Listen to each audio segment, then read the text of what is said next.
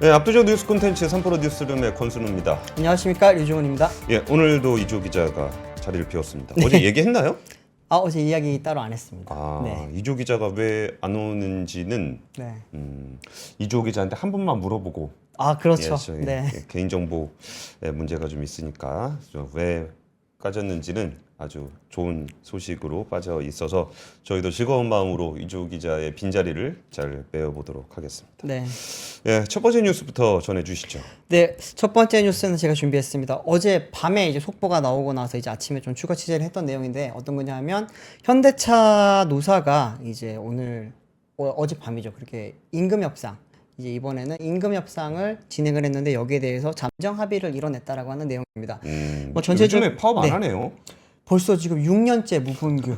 네. 2019년도 때 그때 화이트리스트 이후로 처음 이제 계속해서 이제 노사가 앞으로 이제 회사가 조금 어려워질 수 있으니까 우리가 비상 경영에 대해서 대비하자 라면서 시작이 됐는데 지금 처음에 6년째. 저게 아니었나요? 예전에 그 일본 수출 규제. 네, 맞습니다. 예. 그때 좀 갈등이 좀 생겨서 분위기가 좀 심상치 않다 그래가지고 그쵸. 이번 거는 좀 싸우지 말고 네. 안 그래도 지금 국가가 일본하고 막 싸우고 있는데 네.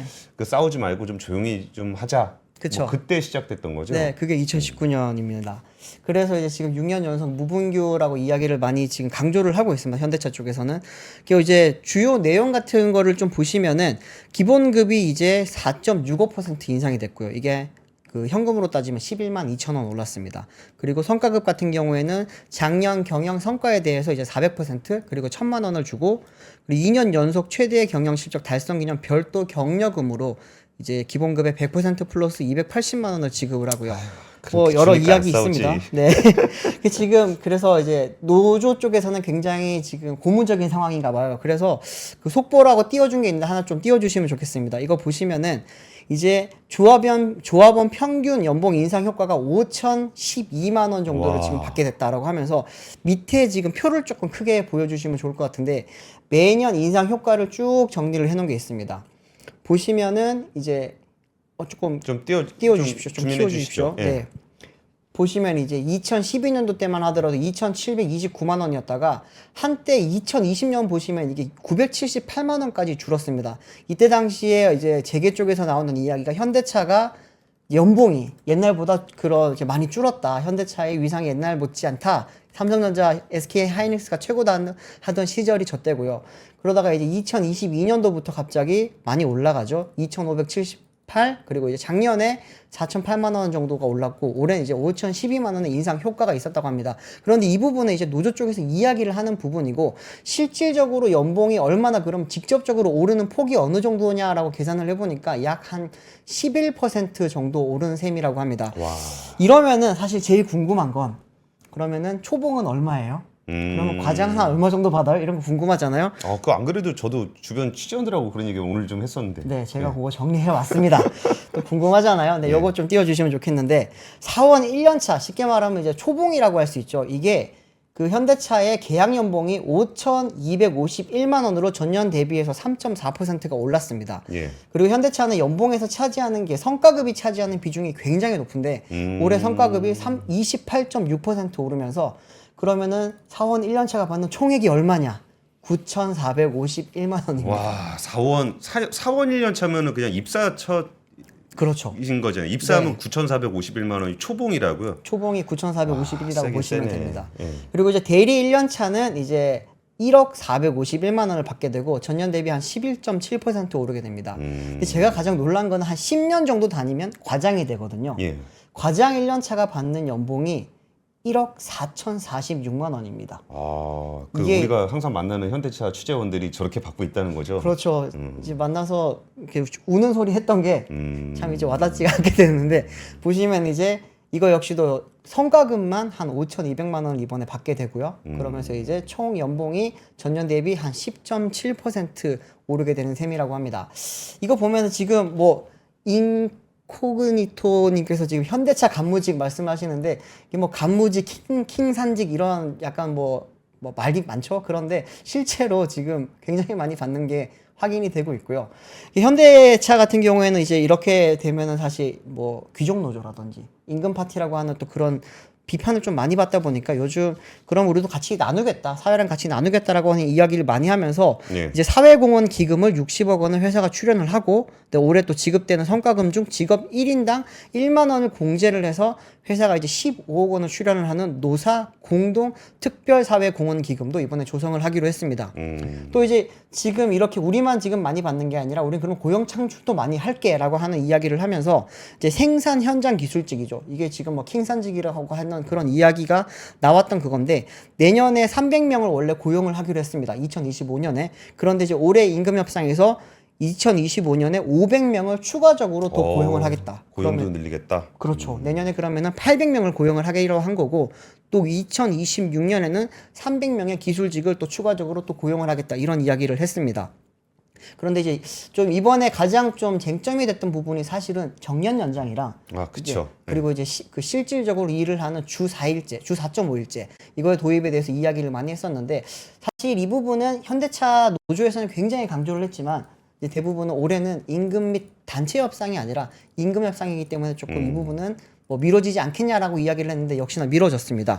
현대차 노조 쪽에서는 이제 만 64세로 정년을 좀 늘려달라고 하고 있고, 금요일에는 이제 오전에 4시간만 근무를 하는 주 4.5일제를 좀 도입을 해달라라고 했었죠. 아이고, 네. 근데 이게 아무래도 내년으로 지금 이제 협상이 미뤄지게 된 상황입니다. 오늘 또 현대 모비스도 오늘 그 잠정 합의안 도출을 했거든요. 모비스도 만만치 않습니다. 모비스 내용도 보니까 기본급이 11만 2천 원이 오르게 됐고, 경력금 및 성과급이 총 500%, 그리고 1,520만 원, 그리고 주식을 36주를 받기로 했습니다. 주식은 이제 현대차는 25주인데 모비스는 36주. 굉장히 많이 받죠. 또 우리 사주 출연 리워드 같은 경우에도 이제 100만에서 150만 원 정도 받는다고 합니다. 이게 지금 뭐 현대차라든지 현대 모비스라든지 기아 같은 경우에는 요즘 실적이 워낙 좋다 보니까 그렇죠. 이게 뭐 계속 실적이 좋으면은 성과급도 좋고 임금도 높아지고, 그러면은 노사 관계가 조금은 좋아지는 그런 분위기로 볼 수 있겠죠. 오늘 뭐 제가 직접 지금 뭐 자세히는 가져오진 않았지만 오늘도 이제 전국 삼성 노조 같은 경우에는 이틀째 파업을 이어갔는데, 뭐 사측에서는 계속 생산 차질이 없다고 합니다. 그런데 지금 이게 이 파업에 대해서 정당성이 조금 많이 뭐 정당성을 인정을 받지 못하는 이유 중에 하나가 파업 목적이 생산에 차질을 주기 위해서다라고 하는 이야기를 하는 것 부분은 조금 뭐 국민들이라든지 이제 뭐 업계에서도 정당성을 인정받기가 조금 쉽지 않은 파업인 것 같은데, 삼성도 여기에 대해서 좀 대응을 좀 잘 준비를 했나 봐요. 아직까지는 생산 차질이 없다고 하고, 노조는 10일까지 내일까지 계속 이제 파업을 이어간다고 합니다. 근데 파업이라는 게 원래 생산 차질을 주려고 하는 거 아닌가요? 그렇죠. 근데 이제 대놓고 말은 하면은 이게 좀 원래 명분이라는 게 그러니까 이게 근데 중요한데. 참 애매한 게 네. 그 반도체 라인은 네. 보통 사람이 그 생산을 네. 하는 것보다는 이제 자동화가 많이 돼 있잖아요. 그렇죠, 그렇죠. 근데 현대차 같은 경우는 그거 멈추면 네.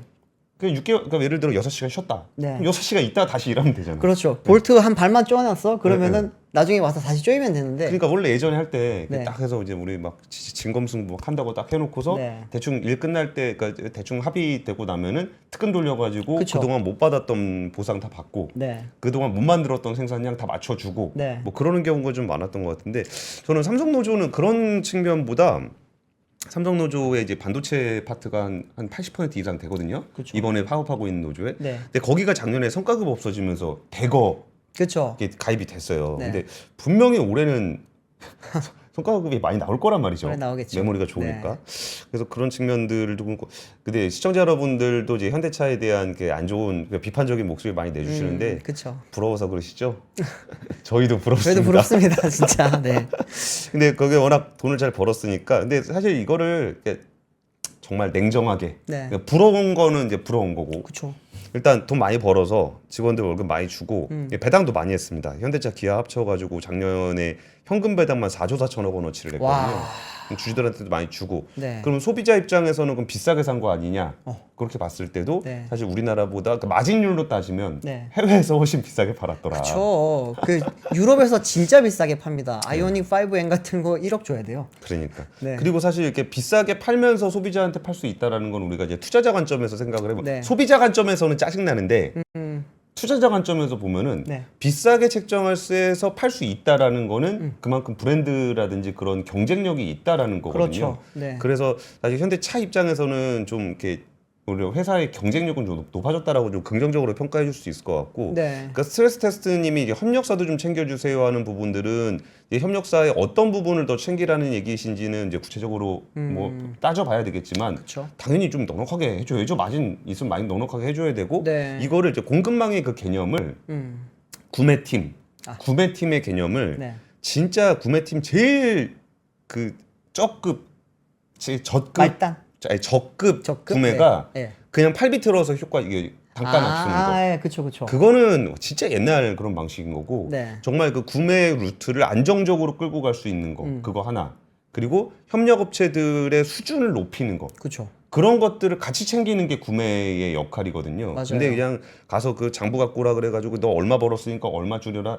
그런 식의 구매로는 앞으로도의 미래 경쟁력을 확보하기도 좀 어려울 것 같습니다. 네. 그래서 우리가 기업을 바라볼 때 이제 부러운 건 부러운 거고, 그쵸. 네. 그리고 이제 좀 그렇게 돈 잘 벌어가지고 월급도 많이 주고, 네. 배당도 많이 주고, 세금도 많이 내고, 일자리 창출도 많이 하고, 네. 협력업체들도 좀 넉넉하게 동반 성장할 수 있게 하고, 이런 부분들이 좀 이어졌으면 좋겠습니다. 이거 돈 잘 벌고 많이 주니까 안 싸우잖아요. 그쵸. 6년 연속. 네. 그랬으면 좋겠습니다. 그러면 이제 우리나라 얘기를 해볼 건데, 한국은행 얘기를 좀 드려보겠습니다. 네.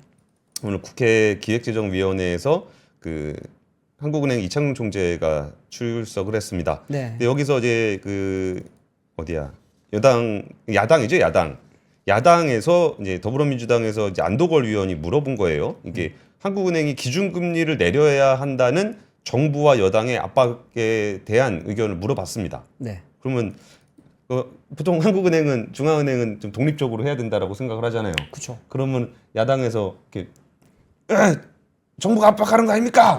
그러면 한국은행 총재가 예, 제가 압박을 받았습니다. 이럴 리는 없잖아요. 그렇죠. 그래갖고 야, 이런 거 참 이게 한국은행 총재도 참 힘들겠다라는 생각이 좀 들었는데, 다양한 계층의 의견을 들으면서 의사결정은 금통위원과 협의해서 하겠다라고 좀 얘기를 한 게 있었고요. 또 하나는 저는 이것도 되게 이거 한국은행 총재도 참 하기 힘들겠다 생각 들었던 게, 네. 국민의힘 박대출 의원이 네. 전국민 25에서 35만 원 지원법에 대해서 어떻게 생각하느냐라고 안 물어보고 약간 틀어서 물가에 주는 영향에 대해서는 어떻게 생각하냐. 네. 그러면 얘기를 하긴 해야 되잖아요. 근데 사실 정부 재정이라는 거를 풀었을 때 네. 이게 물가의 영향을, 그러니까 아니 정부든 금리든 인하를 하면은 물가를 위로 올리는데 반응을 하지 내리는데 반응을 하지는 않을 거 아니에요. 그쵸. 아니면 뭐 미미하거나 뭐 이런 정도일 건데, 이것도 진짜 그 이른바 돌려가기죠. 이창훈 총재 입에서 어떻게든 그 물가에 영향을 미친다라는 답을 이끌어내가지고 네. 요 안을 냈던 그 이재명 대표의 그런 걸 좀 돌려가기를 하려 그런 거겠죠. 그렇겠죠. 그럼 한국은행 총재 입장에서 물가에 영향 없습니다 얘기하기도 좀 그렇고, 네. 물가에 영향 있습니다 얘기하기도 좀 그렇고 해가지고 참 난감한 상황이겠다 싶었는데, 이창훈 총재는 여기에 대해서 뭐라고 얘기를 했었냐면은, 수출은 호조적인데 반해서 취약계층이 어려운 면이 있기 때문에 네. 재정 지출을 재정 지원을 하게 되면 전략적으로 타겟을 명확히 해야 된다라는 언급을 했습니다. 그러니까 그 얘기는 사실 그 돌려가기에 응한 건 맞아요. 네. 이게 이제 그 전반적으로 이게 25만 원에서 35만 원을 지급하는 것보다는 네. 뭔가 정책 목적에 맞는 뭔가를 타겟으로 하는 것이 좋겠다라는 얘기를 좀 했습니다. 그러니까 좀 뭐 원론적인 얘기인 듯 하면서도 어떻게든 잘 피해 가기도 하면서도 뭐 이런 정도인 것 같아요. 그쵸. 근데 이 부분이 제가 좀 흥미롭게 봤던 이유가 뭐가 또 있었냐면은, 전 이거보다 저게 더 관심이 좀 있어요. 그 대출 관련해서 이제 금리 인하를 해야 되는데 네. 그 DSR 관련한 얘기를 좀 했습니다. 그 이번에 DSR 2단계 해가지고 그 스트레스 대출 DSR, 규제를 연기한 것에 대해서 어떻게 보냐라는 얘기를 한 건데, 네. 여기에 대해서 이제 이창용 총재가 그 DSR 부분들, 그 가계부채 강화, 그러니까 가계부채 안정을 시켜야 된다. 네. DSR을 강화해야 된다라는 얘기를 좀 했어요. 네. 근데 그 얘기는 어떻게 좀 해석을 할 수 있냐면은, 지금 우리나라 경제가 처해 있는 환경이라는 게 되게 좀 극단적입니다. 수출은 굉장히 호조가 돼 있는데 내수는 별로 안 좋아요. 그쵸. 근데 우리나라 사람들 중에 좀 여유가 있는 사람들은 안에서 쓰기보다는 또 해외여행에 가서 씁니다. 네. 그러니까 그런 부분들에 있어서 그럼 돈을 이렇게 완화적으로 해야 될 것인가 줄여야 될 것인가라고 보면은 네. 분명히 경기는 좋아요. 그쵸. 수출 경기가 좋으니까. 네. 근데 사람들은 힘들어요. 그쵸. 사람들 요즘 그 말 많이 해요. 기업들은 잘 사는데 사람들은 왜 이렇게 살기 힘드냐라는 이야기를 진짜 많이 듣잖아요. 그렇죠. 그런 얘기 많이 하죠. 네. 그리고 이제 부동산 관련한 얘기를 할 때 뭐 PF 같은 데들을 보면은 대부분 지역이라든지 비주택 아, 네. 그쪽 부동산 경기가 안 좋아요. 그렇죠. 근데 지금 서울 집값은 벌써 몇 달째 올라가고 있습니다. 와, 1년째 계속 오르고 계속 있어요. 오르고 있어요. 네. 그럼 요 상황에서 정책을 어떻게 써야 되냐는 거예요. 여기서 금리를 인하해? 그러니까 서민들이 지금 힘드니까 자영업자들이 힘드니까 금리를 인하해? 그러면 논하는 사람들은 네. 막 수출 대기업으로 막 돈 잘 벌고 있는데 거기에 완화적 통화 정책까지 붙는다? 와. 땡큐 뭐 이렇게 가는 거고. 그렇죠. 근데 거기서 지금 안 그래도 환율 때문에 뭐 현대차나 이런 데 돈 왕창 벌고 있는데 그렇죠. 맞습니다. 금리 떨어뜨려 가지고 환율이 더 위로 튀어버린다? 아, 그런 문제 있고 부동산 관점에서 보더라도 이게 자영업자라든지 소상공인 대출이라든지 이런 데들 되게 힘들고 네. 이게 PF 쪽은 힘들고 요 부분이 있어요. 근데 서울은 지금 막 부동산 막 불 붙을 것 같은 분위기란 말이에요. 맞아요. 근데 여기서 금리를 인하해. 와, 이거는 기름 붓는 건데 진짜. 그러니까 지금 한국은행 총재가 얘기하는 거는 네. 설사 금리 인하가 필요해서 내리더라도 네. 그쪽으로 돈이 흘러가지 않게끔 정부가 정책으로 막아달라는 얘기를 하고 있는 거예요. 네네. 그러니까 이제 DSR 규제라든지 어떤 부동산 그러니까 금융 규제로 여기를 이렇게 막고서 네. 우리가 이제 좀 경기적으로 필요한 상황에 대해서 인하를 하게 되면 그때 돈이 풀려 나가는 부분을 그쪽을 좀 막아달라. 뭐 이런 얘기를 하는 거고 돈을 풀 때는 이렇게 전반적으로 풀었을 때 되는 문제가 아니니까 상황이 다 다르니까 그쵸. 예를 들어서 뭐 소상공인 쪽에다가 할 때 이번에 뭐 25조인가 정부에서 또 푼다 그랬잖아요. 네. 그러면 이제 마이크로 타겟을 해서 푸는 것이 좋겠다라고 이제 한국은행에서 좀 얘기를 하고 있는 거예요. 그리고 이런 부분들을 우리가 정답이 있다라고 생각하진 않았으면 좋겠어요. 네. 이게 이렇게 해서 모든 사람 모든 뭐에 정답이 있는 건 아니고 그때 이제 마이크로하게 좀 관리를 해야 되는 부분이 있을 때 이거는 정부가 되게 잘해야 되는 거거든요. 그렇죠. 네. 근데 정부가 얼마나 잘할 수 있을지에 대해서 우리가 좀 신뢰를 못해서 그런 문제가 생기는 건데 네. 이거는 이제 통화 정책으로만 할 수 있는 부분들은 아니기 때문에 결국은 정부가 좀 잘해줘야 되는 쪽으로 가야 된다라는 얘기를 좀 이창훈 총재가 오늘 국회에서 좀 얘기를 많이 했습니다. 근데 좀 제가 아까 처음에 야 이건 좀 약간 정치적인 목적을 가진 질문이다라고 좀 말씀을 드렸던 거는 이게 정치는 또 정치적 목적을 가지고 뭔가 권력 쟁탈을 해야 되는 곳은 맞긴 하죠. 그렇죠. 근데 그 정체적인 이유를 가지고 정책이 필요한 곳에 적재적소에 적시에 들어가지 못하는 경우에는 네. 그러면은 아까 이게 통화 정책으로 한 방에 갈 수 없는 상황에서 조금 힘들지 않겠느냐라는 생각도 좀 들었습니다. 네.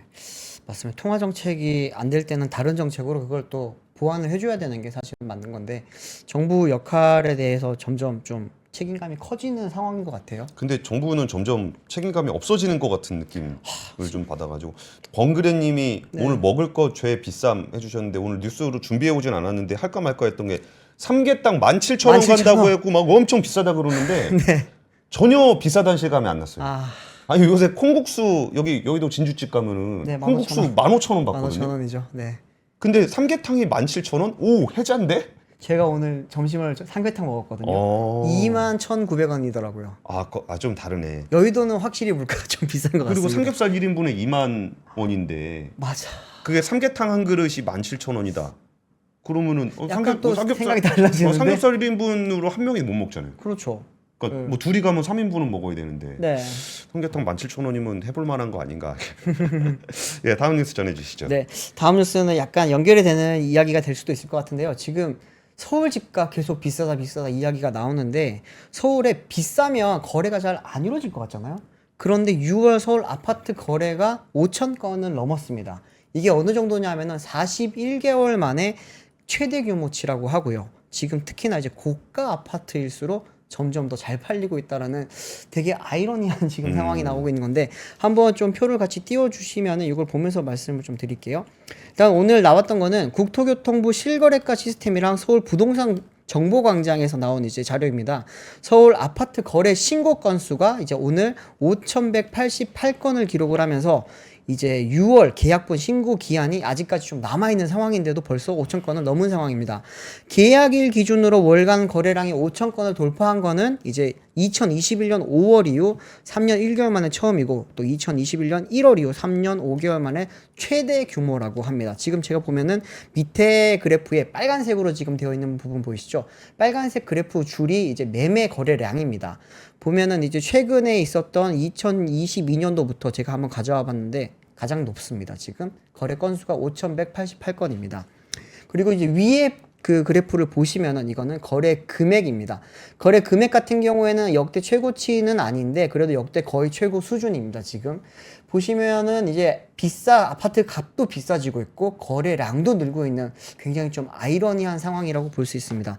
이게 이제 서울의 아파트 가격이 이렇게 지금 많이 오른 이유는 시중은행의 주택담보금리가 이제 연 3%대로 좀 하락을 한 영향도 크고요. 또 이제 공급 부족 우려 속에서 아파트 전세값이 1년 이상 상승을 했습니다. 지금 59주 연속을 상승을 했고 이제 59주? 네. 내일 모레 이제 있으면 또 한국 부동산에서 나올 건데 제가 알아보니까 60주 연속 거의 뭐 확정적입니다, 지금. 52주가 1년이니까 1년 넘게 오르고 있는 거죠. 그렇죠. 지금 이제 거의 1년하고도 2개월째 지금 계속 상승을 하고 있다고 보시면 되고 또 이제 공사비와 신규 분양가의 오름세가 계속 지속되니까 사람들이 이제 기존 주택 이제 좀 뭐 어떻게 보면 분양가가 이제 안 싼 그런 개념이 있다 보니까 아유 지금 나와 있는 거라도 사야겠다라고 하는 사람들이 지금 많이 몰린 걸로 지금 그런 분석이 나오고 있습니다. 지금 또 이제 기존에는 강남권 아파트들만 많이 올랐잖아요. 네. 그런데 이제 오늘 이제 6월달 거래를 좀 분석을 해보니까 준상급지라고 하는 지역들도 많이 오른 상황입니다. 강동구 같은 경우에도 지금 이제 5월달에 308건 거래가 됐는데 6월달에는 438건, 성동구도 이제 376건, 마포구 276건 이렇게 기존에 많이들 알고 계셨던 강남 상구뿐만 아니라 마용성이라든지 강동구라든지 이런 쪽에서도 이제는 많이 거래량이 늘어나고 있는 상황입니다. 전문가들은 지금 이제 이렇게 많이 늘어나게 된 거에 대해서 아무래도 정부가 이제 스트레스 DSR 2단계에 대해서 지금 적용 시기를 7월 달에서 9월로 약간 2개월 미뤘잖아요. 예. 그럼에도 불구하고 일단은 사람들이 미리 계약을 좀 많이 한 거기 때문에 6월 이후에는 다시 어떻게 될지 조금 지켜봐야 될 거다. 쉽게 말씀을 드리면은 이런 이제 거래량의 상승세 그리고 아파트 가격의 상승세가 계속 이루어질지는 확신을 할 수가 없다라는 거죠. 원래 새로운 정책이나 규제가 딱 도입되기 직전에 원래 피크를 치면서 그 부분 이후에는 도입된 이후에는 원래 조금 가라앉는 그런 경향이 있기 때문에 지금 2개월 연장을 한 게 얼마 안 됐거든요. 그렇기 때문에 미리 지금 계약들을 6월 달에 많이 했을 걸로 지금 전문가들은 그렇게 지금 분석을 하고 있습니다. 예. 그리고 이제 오늘 KB 부동산 데이터 허브를 보면은 이게 KB 선도 아파트 50 지수라고 하는 게 있습니다. 이게 뭐냐면 전국에서 가장 비싼 아파트 50개를 뽑는 거예요.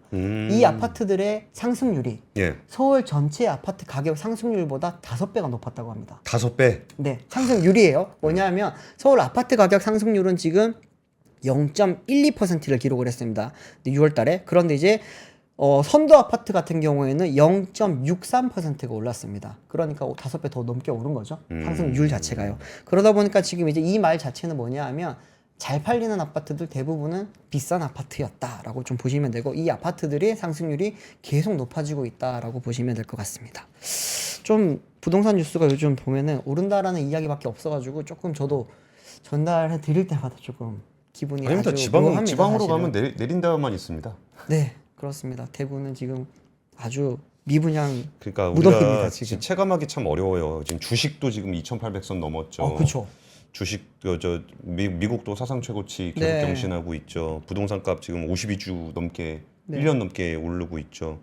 그리고 이제 물가도 이렇게 오르고 있고 이게 전반적으로 지금 경제가 약간 확장되고 있는데 이게 내 주머니가 가벼우니까 그러니까요. 체감이 좀 잘 안 되고 있습니다. 그래서 제가 돈 버는 법 하나 알려드리겠습니다. 네.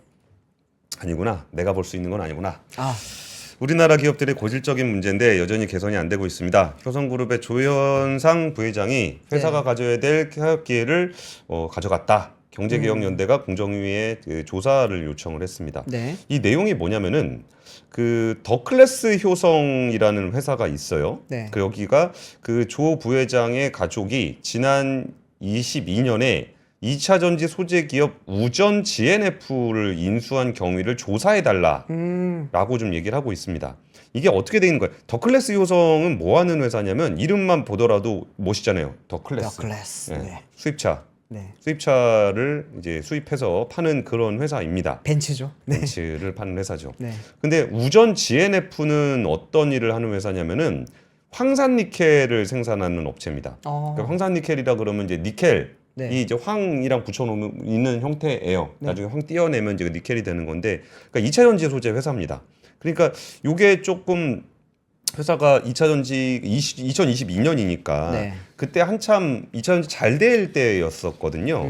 그때 이 회사를 좀 인수를 했습니다. 그 더 클래스 효성의 최대 주주는 ASC라는 회사인데, ASC는 조현상 부회장이 100%를 보유하고 있는 그런 회사입니다. 네. 그러니까 이제 그냥 뭐 조현상 부회장 회사라고 생각하시면 돼요. 그렇네요. 근데 요거를 이게 아무래도 이제 메탈 2차 전지 소재라 그러면은 뭐 효성 첨단 소재라든지 요런 데가 하면 더 시너지가 나지 않겠냐. 그쵸. 라는 거예요. 보통 화학 계열사들이 2차 전지 소재를 많이 하니까 그런 건데, 네. 굳이 그거를 그 조현상 부회장의 개인 회사에 가까운 그 회사를 굳이 거기를 사게끔 했어야 되느냐라는 얘기를 좀 하고 있는 겁니다. 네. 그러니까 이런 거예요. 이렇게 회사가 이게 있으면은 딱 봐서 저거 돈이 되겠다 싶어. 네. 그러면은 회사가 투자를 하는 게 아니라 네. 그 개인이 투자를 하는 겁니다. 개인 지분 넣고 아니면 예. 개인 지분이 회사가 사고. 네. 근데 진짜 나쁜 경우에는 잘 안 되면 다시 돌려주는 경우도 있어요. 네. 그러니까 그 정도까지 된 건 아닌데, 이거를 이제 경제개혁연대는 회사 기회 유용이 좀 의심된다라고 좀 얘기를 하고 있는 거예요. 네. 그러고서 이제 뭐 그 효성그룹 같은 경우, 효성그룹은 HS 효성이죠. 여기 그 경제개혁연대에 대해서 이게 뭐 효성첨단 소재와 지주회사 사업 분야와 무관한 새로운 사업 분야다. 공정거래법이 규율하는 회사의 사업과 밀접한 관련성이 있는 사업계에 해당하지 않는다라고 좀 얘기를 하고 있습니다. 뭐 그러니까 황산니켈은 뭐 메탈 사업이니까 첨단 소재는 화학이고 이게 다르지 않냐라고 얘기를 하고 있는 건데, 네. 그러니까 이게 불법인지 아닌지는 뭐 조사해봐야 아는 거겠지만, 네. 불법 아닐 수도 있어요. 불법 아닐 수는 있는데, 네. 그러니까 좀 그런 의심 받을 만한 거리는 좀 안 했으면 좋겠는 거예요. 그렇죠. 그러니까 솔직히 거기 있는 그 효성 그 회사에 다른 임직원이 그런 사업 기회가 있었는데 그거 자기가 그냥 투자해갖고 먹었다고 생각을 해봐요. 그러면 가만 뒀겠어요? 가만 안 두죠. 그렇게 생각을 한번 해보라는 거예요. 그러니까 이게 진짜 회사의 그 일감을 유용한 건지 아닌 것인지를 법적으로 따질 문제가 아니라, 네. 그러니까 주주와 이제 임직원의 입장에서 보자고요. 그러니까 자기 회사의 다른 임원이 그 짓거리 했다라고 그러면은 가만 뒀겠냐고. 난리 났겠죠 그러면. 그러니까 네. 그런 정도로 한번 보라는 거예요. 주주들에 대해서 진짜 신의성실하게 자기가 의사결정을 하고 있는지. 그래가지고 이번에 경제개혁연대가 회사 기회 유용 의심 사례를 좀 공개를 좀 했습니다. 표 한번 같이 보시면은 그중에 이거 다 설명드릴 것도 하긴 좀 어렵고, 표 띄워주세요. 표 한번 띄워드리면은 여기서 저것만 하나 말씀드릴게요.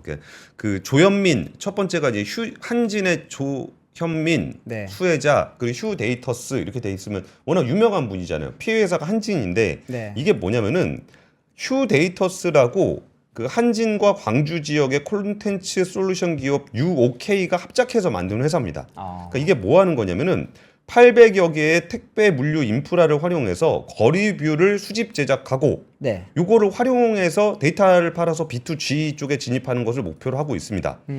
자본금이 설립이 13억 원으로 시작해서 26억 원으로 자본금이 늘어났는데, 네. 휴데이터의 1대 주주는 한진입니다. 네.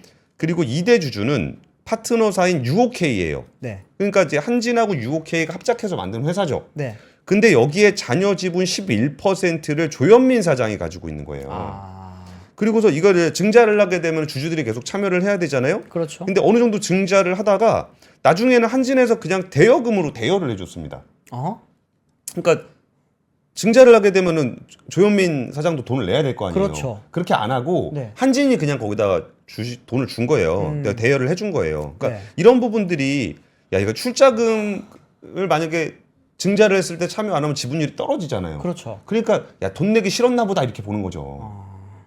그리고서 이게 만약에 이렇게 그 물류 데이터를 활용해 가지고 그 데이터를 얻어 가지고 그 회사가 점점 성장을 하게 되면은, 네. 그럼 누가 돈을 버냐는 거예요. 그러니까 회사가 투자를 하고 거기에 사업을 제휴를 해줘 갖고 번 돈을 결국은 이제 조현민 사장이 버는 건데, 이걸 그렇게 얘기할 수도 있죠. 대주주의 그 책임 경영의 일환이다.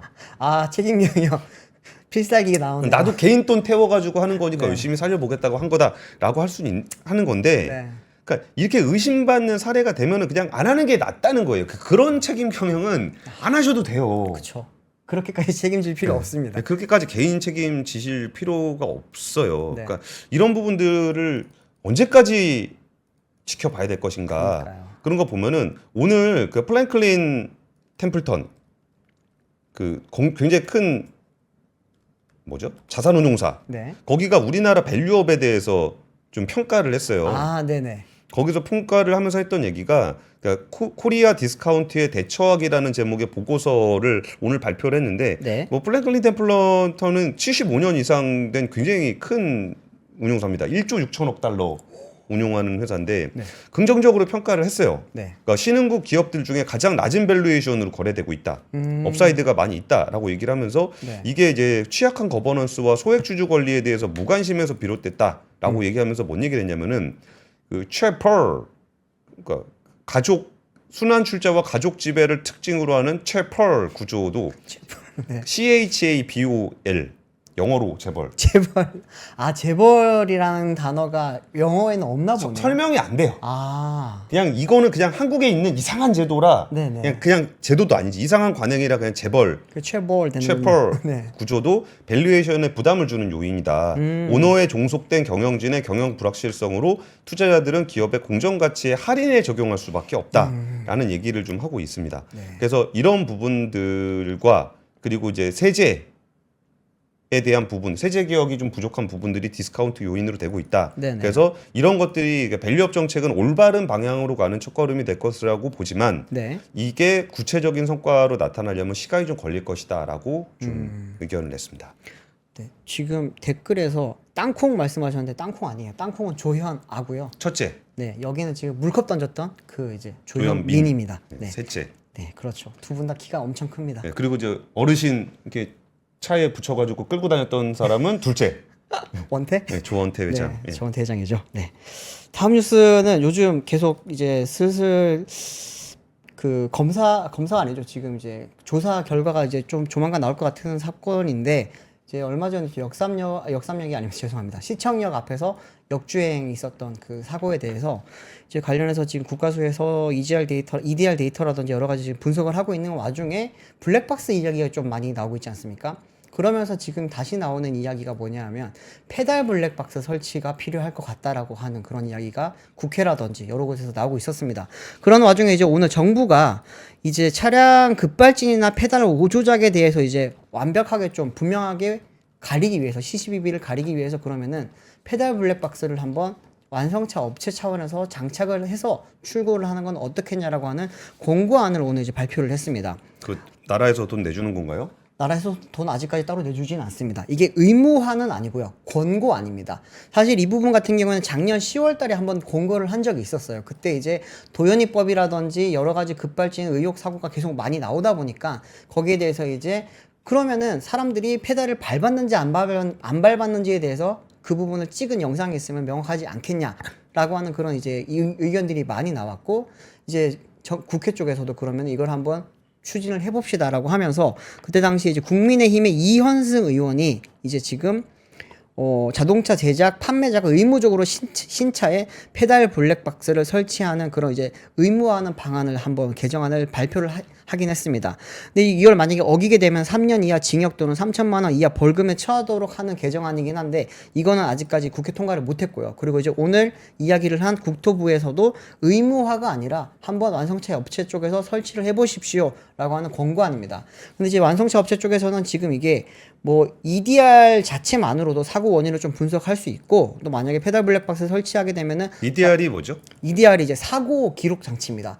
만약에 사고가 빵 나잖아요. 그러면은 그 전후 5초간의 지금 차량의 상태에 대해서 정확하게 기록이 되는 그런 장치를 말을 하는 건데 거기 보면 이제 브레이크를 밟았는지 엑셀을 밟았는지 엔진에 이상이 있었는지 이런 부분이 이제 기록이 되는 그런 장치이긴 합니다. 근데 이거에 대해서 지금 이것만으로 사고 분석이 가능하다라고 하는 이야기가 지금 했었고요. 또 하나는 이제 블랙박스 설치를 하게 되면은 뭐 설계 변경도 해야 되고 차량 가격도 올라갈 수 있으니까 국민들한테 부담이 될 수 있다, 이런 이야기를 많이 했는데, 지금 국토부 쪽에서는 그러면 일단 한번 장착을 해보는 게 어떻겠냐라고 권고를 한 상황이고요.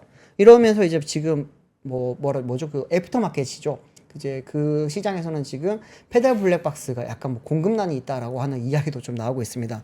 그런데 이게 많은 분들이 이제 급발진이냐 오조작이냐라고 할 때 그러면은 확실하게 이게 좀 증거가 될 수 있지 않겠냐라고 하면서 이 부분을 어떻게 보면은 완성차를 믿지 못하는 그런 의견들이 많았잖아요. 예. 그런데 최근에 이제 교통안전공단이 이제 최근 좀 이제 해외에서 발표했던 자료가 있었는데, 여기 그 자료가 어떤 거였냐면은 작년에 발생했던 택시 운전기사 전기 택시를 운전했던 기사가 이제 페달 블랙박스에 내가 이제 분명히 그 브레이크를 밟은 영상이 있을 거다라고 하면서 이제 급발진 의혹 사고에 대해서 맡겼던 거죠. 그런데 그거를 분석한 걸 보니까 실제로는 브레이크가 아니라 엑셀을 6번 정도 밟았던 그런 내용이 있었습니다. 자료 한번 보여주시면은 이제 이게 TS라는 것이 그 교통안전공단이라고 하는 곳이고, 여기서 이제 발표한 내용인데, 여기 그림이 지금 프레스 1, 2, 3, 4 이번 사건 아닙니다. 이번 사건 아니고, 예, 이거 같은 경우는 작년에 이제 11월 달에 발생했던 이제 65세의 운전기사가 운전을 했던 이제 택시 운전 그 당시에 급발진이라고 주장했던 사고입니다. 보시면 6차례를 밟았어요. 자기는 6차례 브레이크를 밟았다고 했는데, 페달 블랙박스 영상을 확인을 해보니까 실제로는 엑셀을 6번 밟았던 걸로 나왔습니다. 그러다 보니까 이제 전문가들은 그러면은 이게 실제로 설치를 했을 때 과연 운전자에게 유리한 그런 결과가 나올 거냐, 그거는 아닐 수도 있다라고 하면서, 어쩌면은 운전자의 그런 실수, 오조작에 대해서 명확한 증거가 될 수 있으니까 그런 이 부분을 한번 도입해보는 것도 뭐 소비자한테 맡기는 거죠. 의무화를 하는 게 아니라 장착을 할지 말지를 소비자한테 맡기면서 한번 도입을 해보는 것도 나쁘지 않을 수 있다라고 하는 지금 의견이 많이 나오고 있는 상황입니다. 대부분의 경우 소비자한테 불리하게 나오는데, 네. 소비자에게 불리하게 나오는 증거를 입증하기 위해서 네. 소비자가 돈을 내고서 그걸 입증해라. 네. 지금 그 얘기인 거잖아요. 그렇죠. 그러니까 지금 그 댓글 보면서도 이게 내용을 좀 냉정하게 좀 보셔야 되는 게, 네. 이게 EDR 있고 이게 결국 눈으로 볼 수 있는 거를 해놓으면은 뭐 나중에 급발진인 거를 숨기기 위해서 뭐 그런 거다? 그게 네. 오히려 진짜 현실은 반대예요. 이거 얘기하면은 좀 욕먹을 수도 있는 거 아는데, 맞습니다. 네. 실제로 급발진으로 입증되지 않는 경우가 많기 때문에 이거 입증하려고 그거 달아놓는 거 네. 소비자한테 오히려 더 불리할 가능성이 훨씬 높아요. 확률적으로 보면. 네, 실제로 제가 이거 경찰 쪽에 취재를 하면서 들은 이야기 중에 하나가 페달 블랙박스 단분이 있었거든요. 네. 근데 이제 사고가 났어요. 그러다 보니까 이제 여기에 대해서 분석을 하고 페달 블랙박스 영상을 주세요라고 했는데, 페달 블랙박스 영상이 안 찍혔다라고 이야기를 했다고 하더라고요.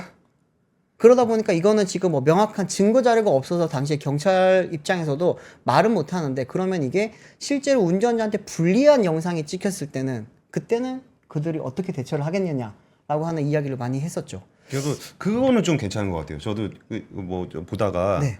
이게 자기들한테 더 유리한 근거로 해석될 여지가 많으니까 네. 그 돈 자기들이 냈으면 좋겠으니까, 만에 하나라도 급발진인 경우가 있을 수 있잖아요. 그렇죠. 만에 그럼 하나 있을 거기에 수 대한 있죠. 증거가 필요하기 때문에 페달 블랙박스가 필요하다 그러면은 네. 대부분의 경우 소비자한테 불리하고 어쩌다 한번 소비자한테 유리한 거로 그러면 네. 유리한 쪽에서 돈을 내는 게 맞다고 생각해요. 음. 그러니까 우리 뭐 유정 기자도 뭐 잘 아는 얘기겠지만, 네. 예를 들어서 보험료를 깎아준다거나 네, 그거 네. 달면 그렇죠. 지금 국토부에서도 그래서 보험료를 인하해주는 방안도 지금 검토는 하는데, 이게 보험료 쪽은 또 국토부 관할이 아니에요. 금융위 쪽이죠. 네.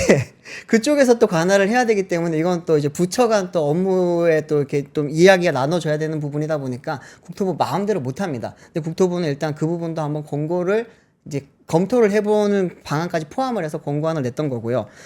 이제 어쩌면은 사실 아까 말씀드린 대로 이게 본인의 자유입니다. 이제 페달 블랙박스를 이게 장착을 할 때 보조금을 준다든지 의무화를 하는 게 아니라, 지금 저희가 블랙박스 달잖아요. 우리가 의무가 아니거든요. 없어도 돼요, 블랙박스가. 그럼에도 불구하고 우리가 내 돈을 주고 다는 거는 사고가 났을 때 명확한 증거를 수집하고 나에게 불리한 게 없을 경우, 만에 하나 나에게 불리하면 안 되니까 다는 거잖아요. 예. 그것처럼 페달용 블랙박스도 장착을 하는 거는 개인의 자유에 맡겨야지, 이거를 정부가 달아라 말아라, 뭐 보조금을 줘야 된다 말아야 된다, 이런 이야기를 하는 것 자체도 굉장히 좀 불필요한 그런 이야기가 아닐까 싶어요.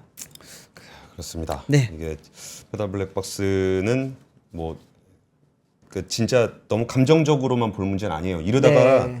소비자들 잘못하면 괜히 돈만 더 내고 그렇죠. 오히려 뭐 자기한테 불리한 증거만 만들어내면서 네. 내 돈은 다 내고 그러면 그거 업자들만 다 해먹고 뭐 그럴 수도 있기 때문에 네, 좀 맞습니다. 이 문제는 조금은 냉정하게 볼 필요가 있는 것 같습니다.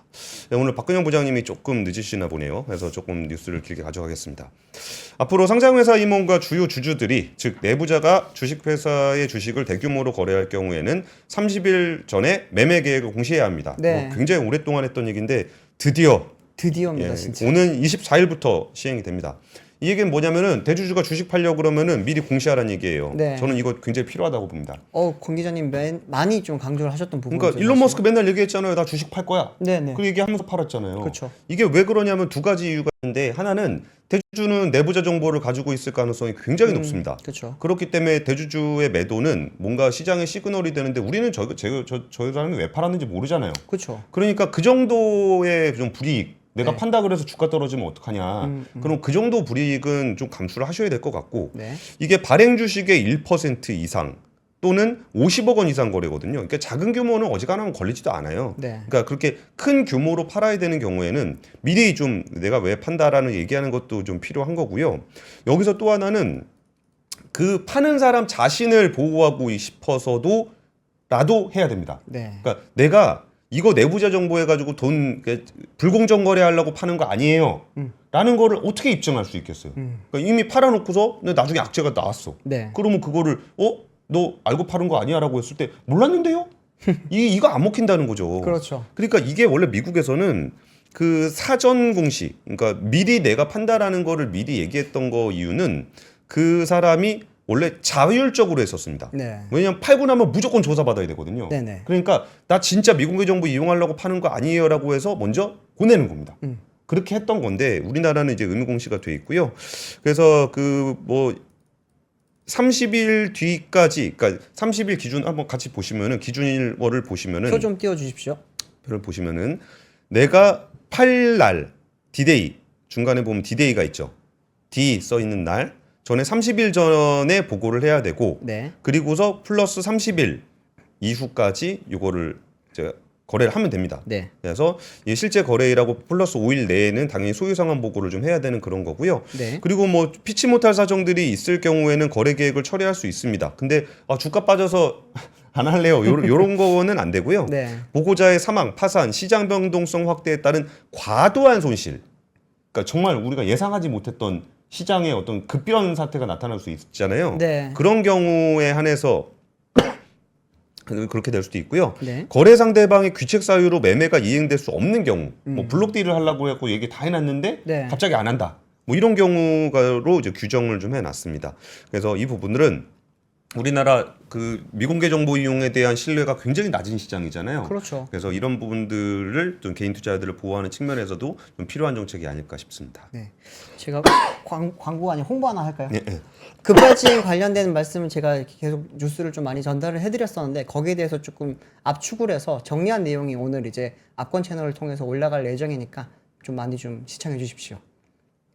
뭐 말을 못하는데 목소리 안 좋다고 그러는데 아이고. 죄송합니다. 네. 끝내시죠. 네. 지금까지 저희가 준비한 뉴스는 여기까지고요. 지금까지 류중훈이었습니다. 네. 감사합니다. 박근영, 이선영, 사경인, 염승환 투자 마스터들의 세심한 케어로 건강한 투자 습관을 만드세요. 3프로 멤버십 3프로 앱에서 확인하세요.